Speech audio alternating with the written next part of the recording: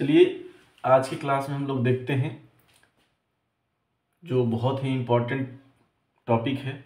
सबसे पहला क्या है कि गुटनिरपेक्ष का 19वां शिखर सम्मेलन। दूसरा आज हम लोग पढ़ेंगे राष्ट्रीय बहुआयामी गरीबी सूचकांक, जिससे प्रश्न एक न एक पूछता ही पूछता है। और सबसे इम्पोर्टेंट जो आज का टॉपिक है वो है 16वां वित्त आयोग का गठन, क्योंकि अभी बहुत से एग्जाम आने वाला है।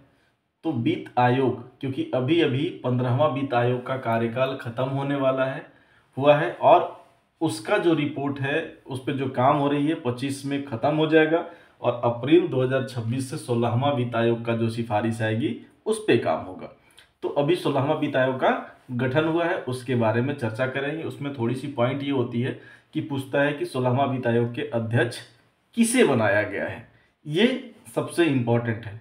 और उसके बाद एक और है जो संवैधानिक प्रोविजन होता है, उसके बारे में चर्चा की जाती है।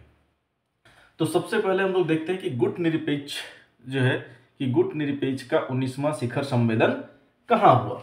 तो सबसे पहला जो प्रश्न होता है, किसी भी एग्जामिनर द्वारा या किसी भी जो एग्जामिनेशन कंट्रोल करता है, कंडक्ट करता है, वो पूछता है कि गुटनिरपेक्ष जो सम्मेलन था, शिखर सम्मेलन, वो कहाँ हुआ।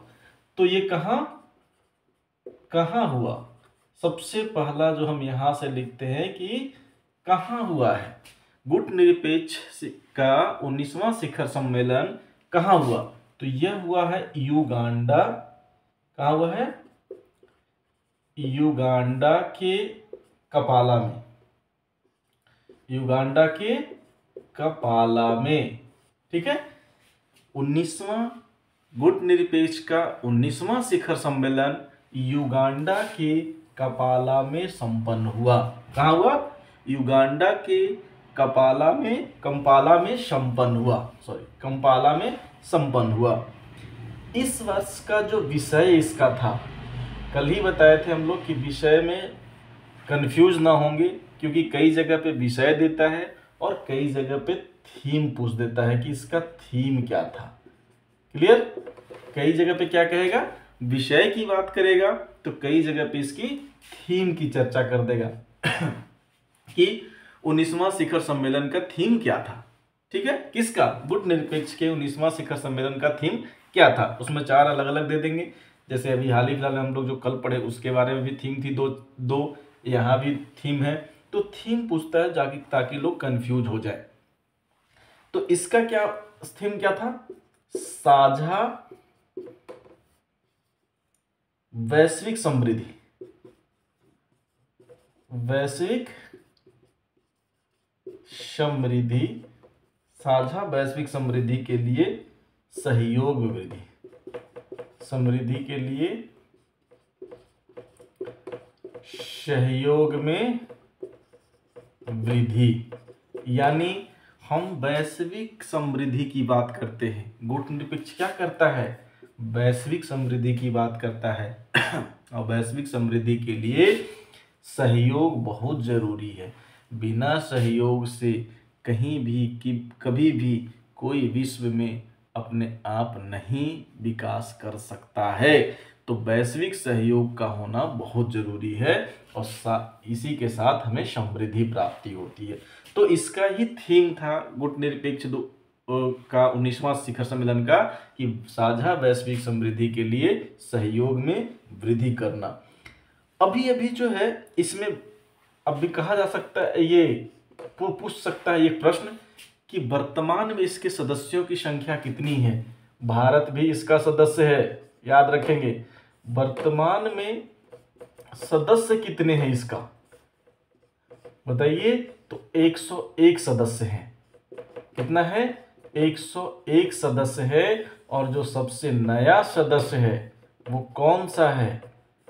या कह सकता है कि अभी हाल ही फिलहाल में, यानी शिखर सम्मेलन गुटनिरपेक्ष में सम्मिलित होने वाला नया सदस्य का नाम क्या है? क्या है कि पूछेगा, क्या क्वेश्चन पूछ सकता है कि गुटनिरपेक्ष में सम्मिलित होने वाला सबसे नया सदस्य का नाम क्या है? तो साउथ सूडान है। नया सदस्य कौन सा है?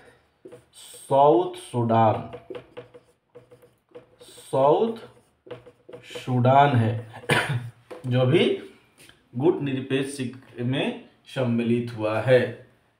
ठीक है, क्लियर। चलिए अब नेक्स्ट हम लोग का जो टॉपिक है, हमारा प्रश्न यही होगा, क्या होगा, प्रश्न ये होगा कि गुटनिरपेक्ष में सम्मिलित होने वाला नया सदस्य कौन है, या हाल ही में कौन सा देश गुटनिरपेक्ष का सदस्य बना। तो ये है साउथ सूडान, और कहां संपन्न हुआ, युगांडा के कंपाला में। चलिए सेकेंड जो हमारा टॉपिक है वो है बहुत ही इंपॉर्टेंट है और बहुत ही महत्वपूर्ण है, वो है 16वां वित्त आयोग। क्या है, 16वां वित्त आयोग।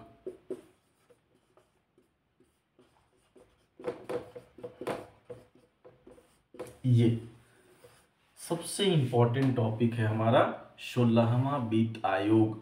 तो हाल ही में इसका गठन किया गया है, 16वां वित्त आयोग का गठन किया गया, और 16वां वित्त आयोग के गठन का प्रोविजन यानी प्रावधान किसमें है, संविधान के किसके संविधान की बात कर रहा है, क्योंकि हम भारतीय हैं तो भारतीय होने के नाते हम भारत की संविधान की बात करेंगे, ना कि अमेरिकी संविधान के या ब्रिटेन की संविधान के। तो भारतीय यहाँ पे छुपा हुआ है। भारतीय संविधान के अनुच्छेद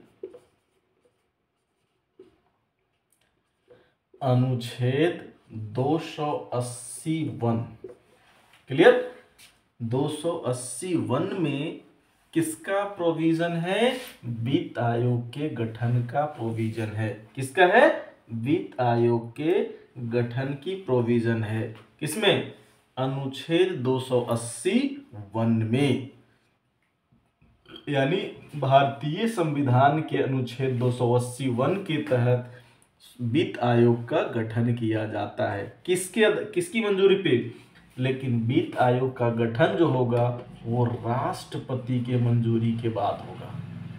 किसके, राष्ट्रपति के मंजूरी के बाद होगा, यानी राष्ट्रपति के मंजूरी के बाद ही गठन किया जाएगा। दूसरा है, अभी जो 16वें वित्त आयोग के अध्यक्ष कौन है। सबसे इंपॉर्टेंट इसमें यही प्रश्न है कि अध्यक्ष किसे बनाया गया है। तो अध्यक्ष कौन है, वो है अरविंद पनगड़िया। कौन है, अरविंद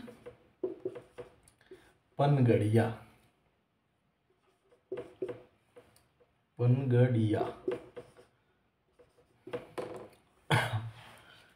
कौन है, अरविंद पनगड़िया इन 16वें वित्त आयोग के अध्यक्ष हैं। अगर इसकी स्वीकृति सरकार की मिलती है, अगर जो ये रिपोर्ट सौंपेंगे, रिपोर्ट को स्वीकृति जो मिलेगी, अगर ये रिपोर्ट अपना सौंपते हैं तो रिपोर्ट की स्वीकृति के बाद, किसकी, बिना स्वीकृति की नहीं, स्वीकृति के बाद जो होगा वो 1 अप्रैल 2026 से ये 5 वर्ष की अवधि के लिए लागू होगा। क्या होगा, 5 वर्ष की अवधि के लिए लागू होगा। नेक्स्ट जो हम लोग का है वो सबसे इंपॉर्टेंट है और सबसे बड़ा है, वो है वो है राष्ट्रीय बहुआयामी गरीबी सूचकांक। क्या है, राष्ट्रीय बहुआयामी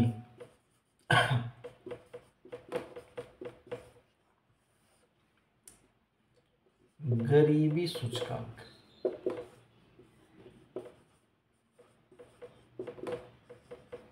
ठीक है, ये है, क्लियर, राष्ट्रीय बहुआयामी गरीबी सूचकांक। सॉरी, क्योंकि खांसी हो रखा है तो आप लोग को थोड़ा डिस्टर्ब हो रहा होगा, लेकिन उसके लिए सॉरी, क्या कर सकता हूँ। तो राष्ट्रीय बहुआयामी गरीबी सूचकांक की जब चर्चा करते हैं, अगर ये राष्ट्रीय नहीं होता तो ये फॉरेनर इंस्टीट्यूशन के द्वारा ये प्रकाशित की जाती है। लेकिन राष्ट्रीय बहुआयामी गरीबी सूचकांक जो है वो भारत में कौन जारी करता है? तो नीति आयोग। कौन? नीति आयोग द्वारा जारी किया जाता है। ये किसके द्वारा किया जाता है? नीति आयोग द्वारा राष्ट्रीय बहुआयामी गरीबी सूचकांक जारी किया जाता है। अभी नीति आयोग ने इसमें क्या किया है कि 2005-06 से भारत में बहुआयामी गरीबी शीर्षक के नाम से एक पत्र जारी किया है। किसके नाम से? 2005 और 6 से भारत में बहुआयामी गरीबी इस नाम से एक पत्र जारी किया है। किसने? नीति आयोग ने, क्योंकि बहुआयामी गरीबी सूचकांक नीति आयोग द्वारा जारी किया जाता है।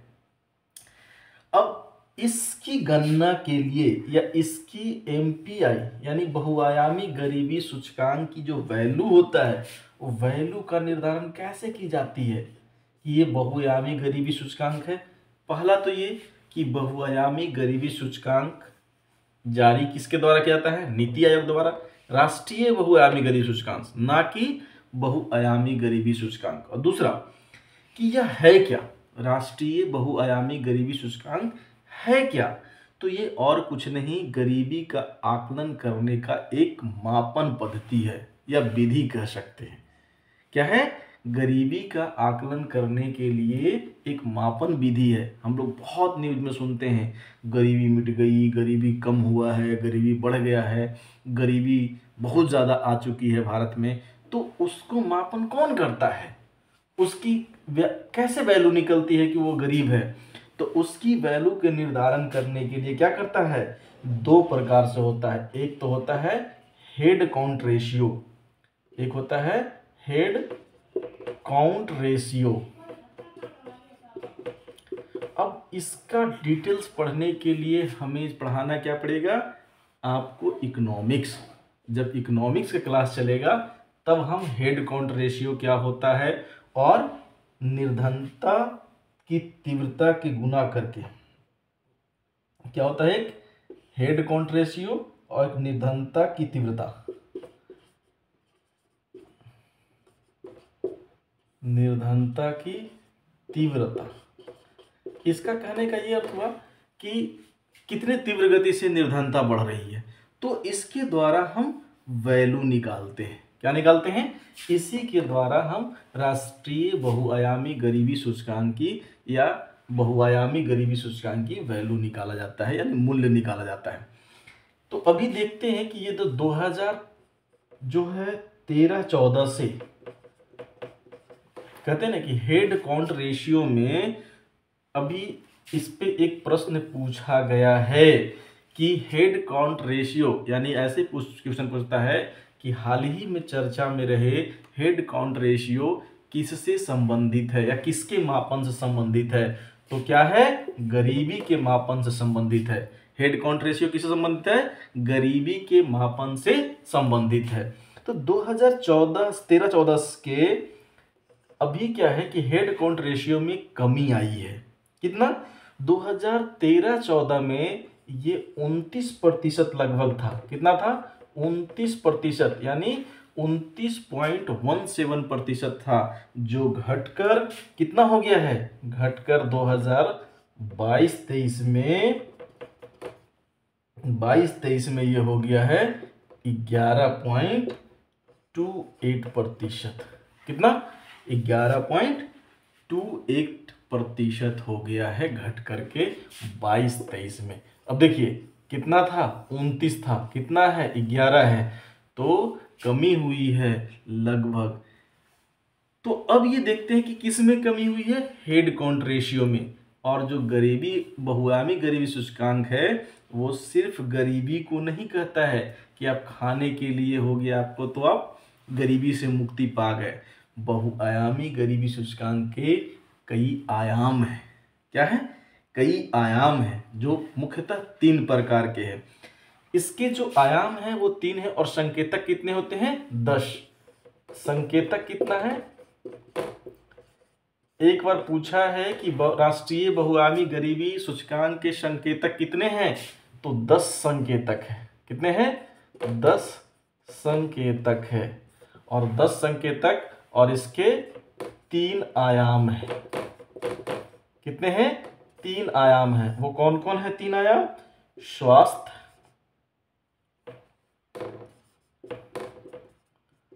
क्या है स्वास्थ्य, शिक्षा, ठीक है, और तीसरा जो है स्वास्थ्य शिक्षा और तीसरा जो है वो जीवन स्तर है। अभी बताएंगे उसके बारे में। जीवन स्तर है, ये इसका 3 आयाम है। राष्ट्रीय बहुआयामी गरीबी सूचकांक के 3 आयाम 10 संकेतक है। अभी अगर इसकी हम चर्चा करें कि ये SGD इसका मतलब समझ रहे हैं 1। SDG सस्टेनेबल डेवलपमेंट गोल यानी सतत विकास लक्ष्य जो है, सतत विकास लक्ष्य जो है 1 में 2030 तक, कितने तक 2030 तक गरीबी के सभी रूपों को उन्मूलन करने की बात की गई है। मतलब कम या खत्म करने की बात की गई है। जो ऐसा लग रहा कि भारत में लगभग 50% भारत इसको कवर करने के लिए तैयार है। तो कितने तक 2030 तक इसे लगभग सभी रूपों में समाप्त करने का लक्ष्य रखा गया है। तो ये भी याद रखेंगे कि बहुआयामी गरीबी को कब तक SDG 1 में कब तक लक्ष्य रखा गया है कि उन्मूलन यानी समाप्त करने का, तो 2030 तक रखा गया है। लेकिन विश्व को देखते हुए ऐसा नहीं लगता है कि 2030 तक समाप्त हो जाएगा, लेकिन लक्ष्य अभी तक 2030 तक रखा गया है। अब हमारा जो है कि राष्ट्रीय बहुआयामी गरीबी सूचकांक जो भी हम लोग बात कर रहे थे कि इसके आयाम और इसके संकेतक कौन कौन है, कैसे हैं। क्योंकि जब हम लोग इसकी आयाम की बात करते हैं तो कितने आयाम थे, 3 आयाम, तो 3 ही थे। पहला क्या था, शिक्षा, क्या था शिक्षा, और शिक्षा का भारांश जो है, भारांश कितना है 1/6 है। शिक्षा का भारांश 1/6 है। तो किस प्रकार की शिक्षा की बात किया गया है, किस प्रकार की शिक्षा की बात करता है कि हाँ शिक्षा समाप्त हो। सबसे पहले क्या है कि सबसे पहले शिक्षा नहीं है, सबसे पहले पोषण है या स्वास्थ्य जिसको कहते हैं, स्वास्थ्य क्या है, स्वास्थ्य है। अब स्वास्थ्य में 1/6 का रखा गया है और स्वास्थ्य में 3 प्रकार के, कितने हैं 3 है। स्वास्थ्य है और स्वास्थ्य में 3 है। कौन कौन 3 है वो, तो सबसे पहले पोषण स्तर कैसा है, किसी भी व्यक्ति का पोषण स्तर कैसा है, कुपोषित तो नहीं है, यानी उसके पोषण की बात की गई है, उसके खान पान की बात की गई है, उसके इसमें।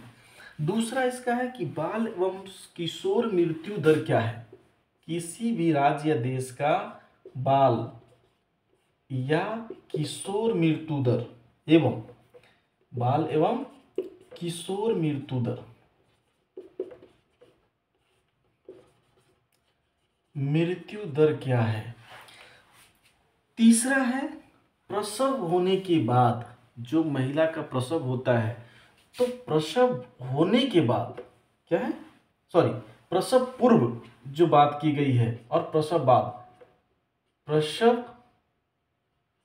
पूर्व, प्रसव बाद और प्रसव पूर्व उसकी देखभाल कैसा है, क्या है प्रसव पूर्व और प्रसव बाद उसका देखभाल कैसा होता है।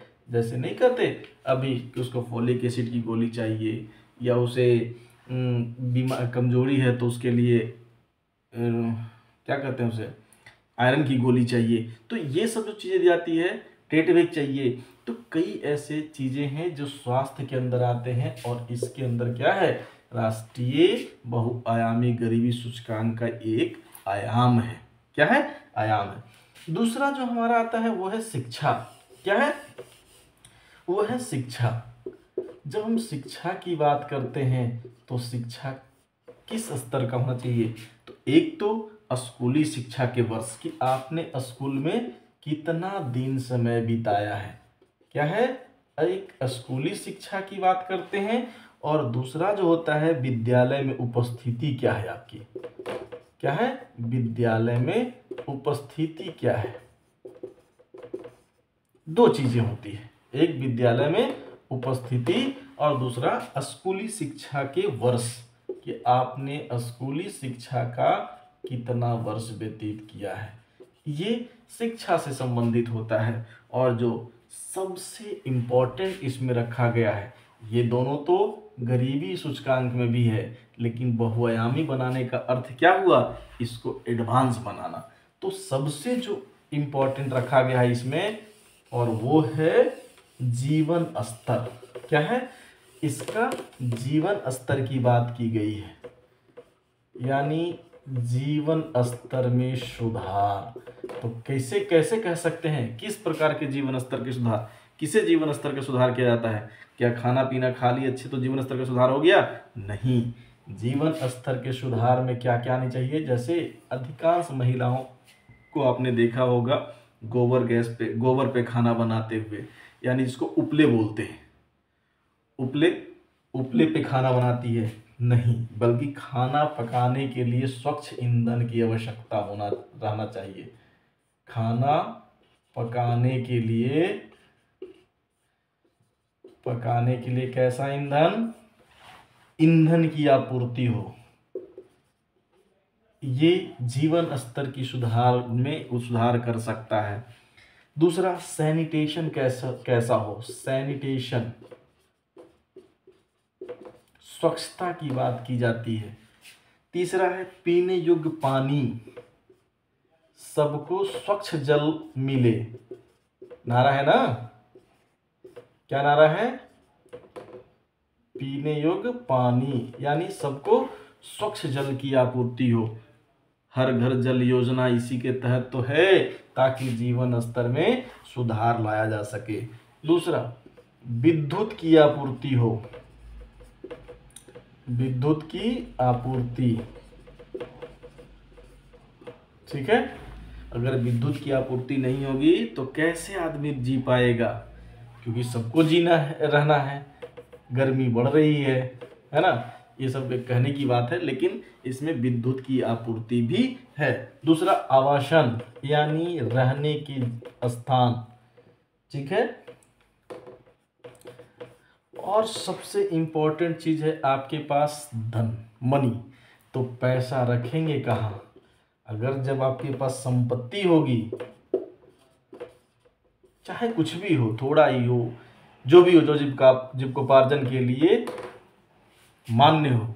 अब और सबसे इंपॉर्टेंट है बैंक खाता, बैंक खाता तक लोगों का पहुंच, यानी बैंक तक पहुंच सुनिश्चित करना भी जीवन स्तर के सुधार का एक प्रयास है, जिसके तहत अभी सुने होंगे या जानते हैं कि जन धन योजना काफी जोरों से चल रही है। क्या है, जन धन योजना।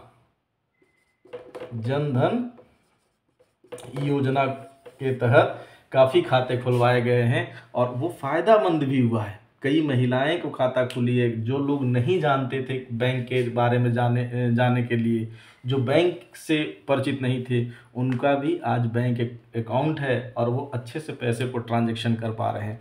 तो ये जीवन स्तर के सुधार है, और इन प्रयासों के तहत ही राष्ट्रीय बहुआयामी गरीबी सूचकांक यानी बहुआयामी गरीबी से छुटकारा पाया जा सकता है। यदि आपको मेरी वीडियो अच्छी लगी हो तो आप शेयर करें, लाइक करें, कमेंट करें, और यदि आप नए हैं तो हमारे चैनल को सब्सक्राइब करें ताकि आप तक अपडेट्स पहुंचता रहे। Thank you.